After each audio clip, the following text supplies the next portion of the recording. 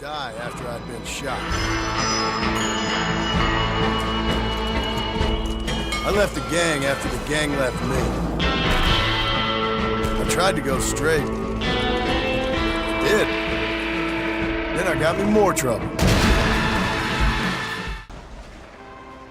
Red Dead Redemption, simplesmente uma das melhores franquias de todos os tempos. Você, sim, você que tá assistindo esse vídeo, provavelmente pensou que eu iria falar do Red Dead Redemption 2, mas não, esse vídeo vai ser mais centrado mais na história e na gameplay do Red Dead Redemption 1. Isso porque eu ainda não joguei o 2 e também porque o Red Dead Redemption 1 é simplesmente magnífico, cara. Aquela ambientação, até os gráficos ajudam a gente mergulhar naquela atmosfera. E no final, no decorrer de toda a história, passaram muitas mensagens e lições filosóficas e até existencialistas. Mas o tema mesmo do jogo, sangue, morte e redenção, é o que a gente vai tratar nesse vídeo. John Marston, o protagonista Sigma e Alpha do Faroeste, vulgo cabeludinho do Discord.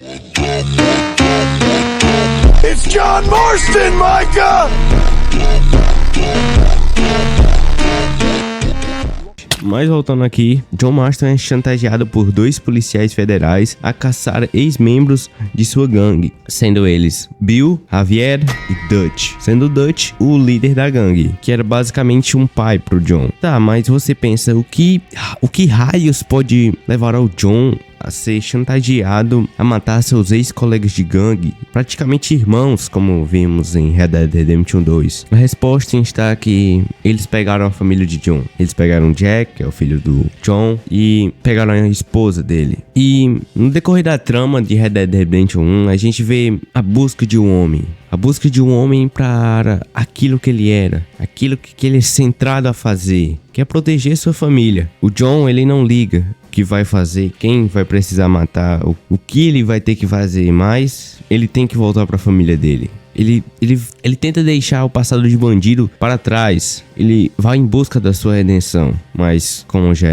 tá no nome do jogo, essa redenção tem muita morte e sangue pelo meio. Só um adentro aqui que eu quero ressaltar é que a atmosfera desse jogo é magnífica, meus amigos. É simplesmente impecável. Você realmente se vê como um caçador de recompensas. Você realmente vê aquele mundo que antes era dominado por bandidos, um mundo selvagem, vê que ele está sendo destruído. Você vê o faroeste morrendo aos poucos. É como eu costumo falar, você não vive no faroeste naquele jogo, você vive o que sobrou dele, as ruínas dele. O que é muito massa, você, ao mesmo tempo que você vive o mundo do faroeste, dos filmes, você vive também um mundo civilizado. E a atmosfera desse jogo é melancólica, principalmente quando você olha pela vastidão e vê que aquilo não existe, é depressivo a palavra certa. Um mundo em que não suporta mais pessoas como o John Marston. E o John Marston sabe disso, ele sabe que uma hora ou outra o fim dele vai chegar. Ele só abaixa a cabeça como um homem e aceita seu destino cruel e irreparável, porque no fundo ele sabe que já era tarde demais para correr atrás. Voltando a falar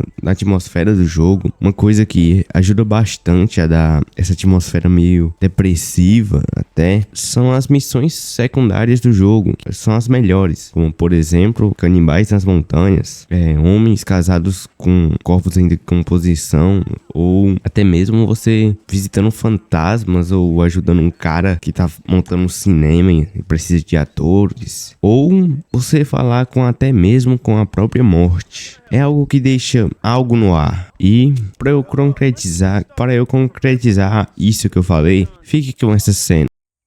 Olá, John. John Marston.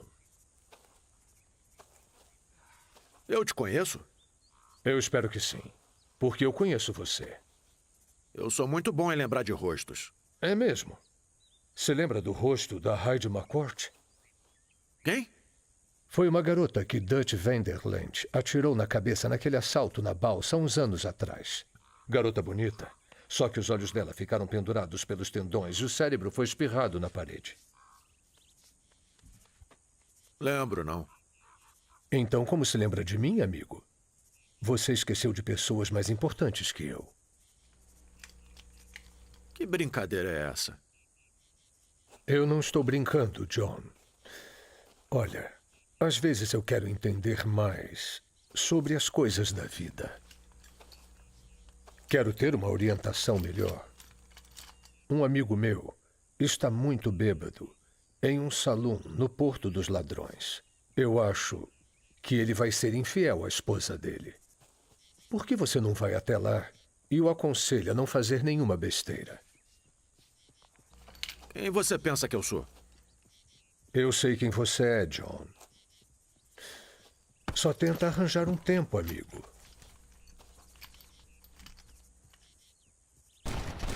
Depois esse cara estranho pede pro John ir ajudar um amigo dele que pode ser infiel à sua esposa. Então o John tem duas opções: falar pro amigo não fazer aquilo ou dar dinheiro para ele trair a mulher dele. E isso, é claro, vai afetar a sua honra, que diferente do Red Dead Redemption 2, não tem nenhum peso muito grande pra gameplay e muito menos pra história. Mas voltando aqui, no segundo encontro do John com esse cara estranho lá no México, acontece isso aqui. Bem-vindo a Nuevo Paraíso, John. De onde eu conheço você? Você é famoso, John.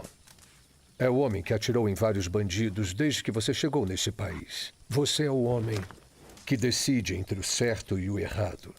Entre o homem e a morte. Entre o homem e sua esposa. E quem é você? Sabe, eu te admiro bastante, John. Espero que meu filho seja igualzinho a você. Pro seu bem, eu espero que não. Você mata pessoas com tanta facilidade e ainda respeita teus votos de casamento. Isso é muito curioso. Deixa as autoridades competentes julgarem a minha moralidade, amigo. Eu vou deixar. E vão julgar. Enfim, ouvi dizer que uma freira está saindo do monastério para levar o dinheiro que arrecadou para o banco. Por que você não vai até lá e vê se consegue dar uma mãozinha a ela? Tem ladrões na estrada. Ou vai preferir assaltá-la você mesmo? Te vejo por aí, John. Eu não quero te ver. Ele começa a questionar a moralidade do John de maneira até sarcástica e engraçada, e pede pro John ir ajudar uma freira ou roubá-la. Então, depois disso, a gente tem o último encontro com o Homem Estranho. E, por incrível que pareça, É um belo lugar, não é? É, sim. Tá fazendo o que aqui? Fazendo as contas. Sou um contador. Ah, é? Mais ou menos. E qual o seu nome? Quer saber? É uma coisa esquisita. Não consigo lembrar. Me diz a droga do seu nome e de onde me conhece. Bom, eu te conheço do México, te conheço de lá do oeste, te conheço de todo lugar. Me diz o seu nome, eu não vou ser responsável pelas minhas ações. Ah, você vai.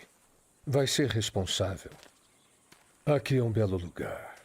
Te vejo por aí, cowboy.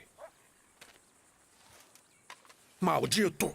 Pois é, me chamam assim.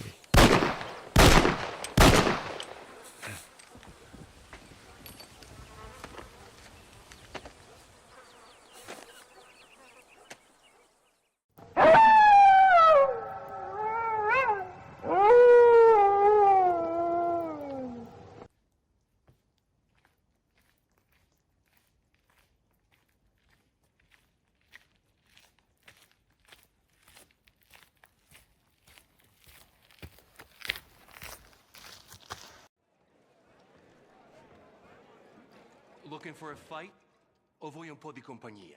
as coisas ficam ainda mais estranhas aqui. O mais estranho de tudo isso é que essa missão é um pouco tempo antes, depois da morte do John. Sim, eu já vou dando logo esse spoiler de cara. Mas voltando aqui, e o lugar que eles estão conversando é exatamente o lugar do túmulo do John. Isso fez a comunidade de Red Dead fazer um monte de teorias dizendo que ele era algum ser sobrenatural, que estava fora do plano humano de Red Dead, que ele era até mesmo a própria morte, que eu acho que é a teoria mais aceitável. E uma coisa bastante interessante aqui é que o John dá 3 tiros nele e ele não morre. E você reparou que ele falou que ele é uma espécie de contador? Então, esses 3 tiros foram 3 pessoas da família do John que morreram. Ele, o uncle e a mulher do John. Quando ele vai dar o quarto tiro, a arma emperra. Cara, isso é, na minha opinião, bastante louco. Mas voltando aqui, esse jogo tem uma grande filosofia,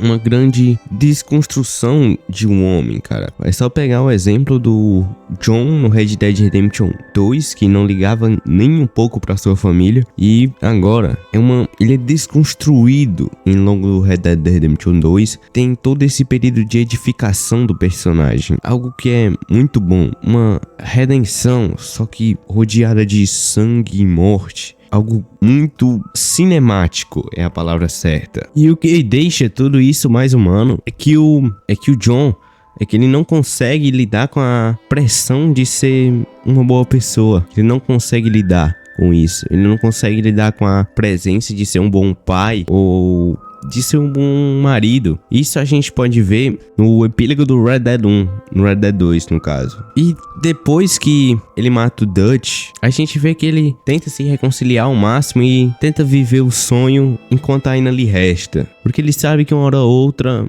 vão vir caçar ele. Então ele tenta de qualquer forma negligenciar isso. Ele sabe que é verdade que quando ele der um fim nesses monstros, os policiais federais vão arrumar outro, mas ele prefere se vendar com sua própria ignorância. É algo poético. E pra mim o lema de Red Dead Redemption 1 fica muito claro pro final do jogo, que é que não dá pra lutar contra a natureza, não dá pra lutar contra a gravidade. Isso Dutch especifica. E esse tema fica ainda mais profundo quando a gente alinha o Red Dead Redemption 1 com o 2, porque tudo o que eles fizeram foi lutar contra um avanço inevitável, o avanço da era moderna em detrimento dos velhos tempos, que é o tema central do Red Dead 2, é o choque entre dois mundos. E o pior de tudo isso é saber que tudo o que ele fez durante toda aquela sua vida foi em vão. Não adianta o quanto ele tente, quantas gangues ele crie, quantos trens ele roube,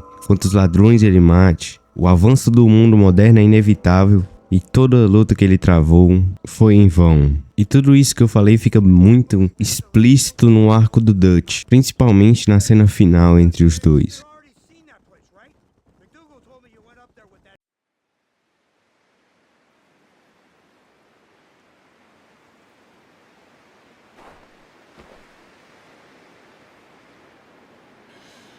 Olá de novo, John. Olá, Dutch. A gente precisa parar de se encontrar assim. É, com certeza. Eu tenho um plano, John. Você sempre tem um plano, Dutch. E esse é um dos bons. Eu não duvido. Não dá pra lutar contra a natureza, John. Não dá pra lutar contra a mudança. Não dá pra lutar contra a gravidade. Não dá pra lutar contra nada. A minha vida inteira, tudo que sempre fiz foi lutar.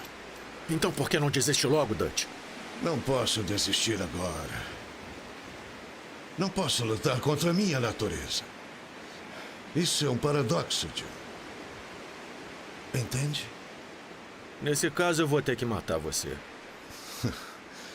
Quando eu me for, vão encontrar outro monstro.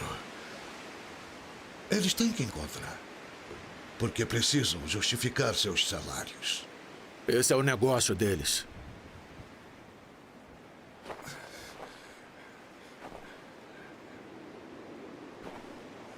Nosso tempo acabou, John.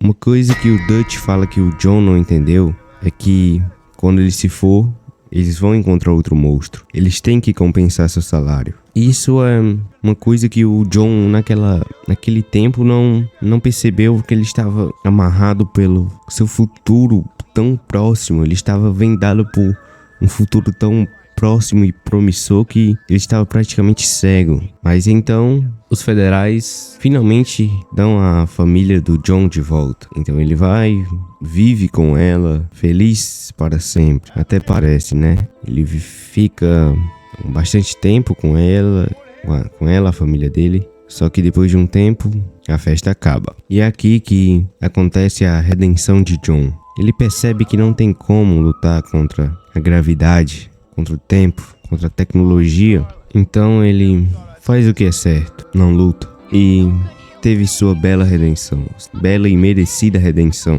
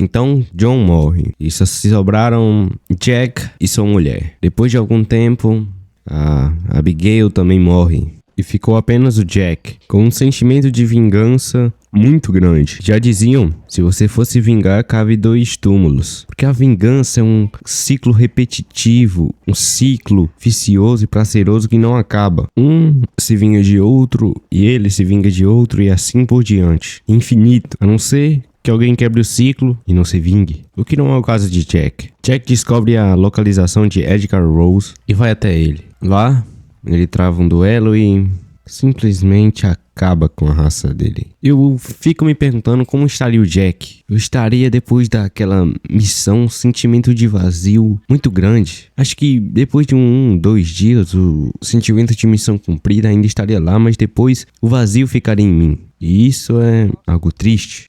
Dirty work. Then you shot him like a dog. And I'll shoot you like one too, you little piece of trash. Now get out of here before I kill you as well! I ain't going nowhere, old man.